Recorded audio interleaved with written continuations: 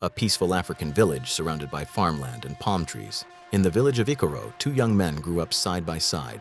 Obinna was bold and loud, always the first to speak and the last to work. Chidi was quiet, thoughtful, and never afraid of hard labor. They were best friends, but their paths were about to split forever. One evening, curiosity got the better of them. They decided to visit the village fortune teller, the old man who could see what tomorrow held. The fortune teller studied the cowrie shells carefully. He looked at Obinna first and smiled. "You, in the future, you will become a king." Obinna's face lit up with pride. He slapped his chest and grinned. Then the old man turned to Chidi. His expression changed. "And you, your destiny says you will become a slave." Chidi's heart sank. The words cut deep, but something inside him refused to accept that fate. From that day, Obinna changed. He stopped farming every morning. He would sit at the palm wine joint, telling anyone who would listen, "Why should I stress myself? The gods have already spoken. I will be king. My throne is waiting for me." Days turned to weeks, weeks turned to months, months turned to years. While others farmed and traded, Obinna did nothing. He wore his prophecy like a crown, but it was made of nothing but words. Chidi could not sleep the night after the prophecy. The word slave echoed in his mind, but instead of giving up, he made a decision. "If this is my destiny, then I will fight it. I will leave this village.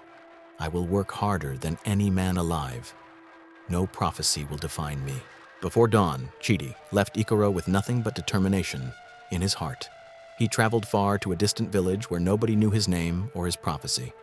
There, he started from the bottom. He worked on farms, learned trade, saved every coin, and never stopped pushing. Years passed, and Chidi's hard work bore fruit, literally. He became one of the wealthiest farmers in the region. His harvests were so large that he began supplying food to entire villages. Chiefs invited him to their tables. His name was spoken with respect everywhere he went. The boy they said would be a slave had become a man, fed nations. Meanwhile, back in Ikoro, disaster struck. A terrible famine swept through the land. The rains refused to fall. Crops died in the ground. Food became so scarce that neighbors turned against each other. Families were torn apart by hunger. The suffering was beyond words. The elder of Ikoro gathered in desperation. They had heard rumors a wealthy man from their own village was now supplying food to communities across the land. His name, Chidi.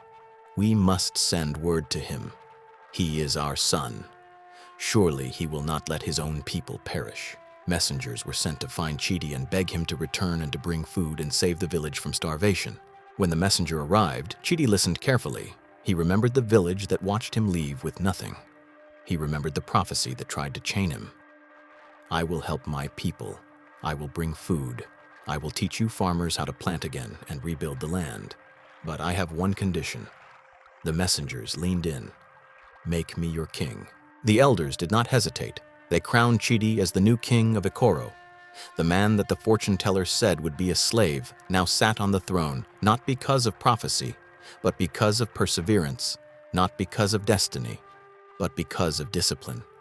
He brought food, he brought hope, he brought life back to the village that once pitied him, and Obinna, the man who was promised a kingdom. He knelt before the very friend he once pitied. With no skills, no wealth, and respect, he became a servant under King Chidi. The throne he was promised never come, because he never worked for it. The prophecy said he would be king, but prophecy without effort is just a dream that fades with the morning again. The story of the two young men became a legend told to every child in the village. As a reminder, your future is not written in the stars alone. It is written in your hands, in the work you do today, in the choice you make when no one is watching. A prophecy of greatness means nothing without action, and a prophecy of failure means nothing if you refuse to accept it. Your destiny is not what someone tells you. It is what you build with your own hands.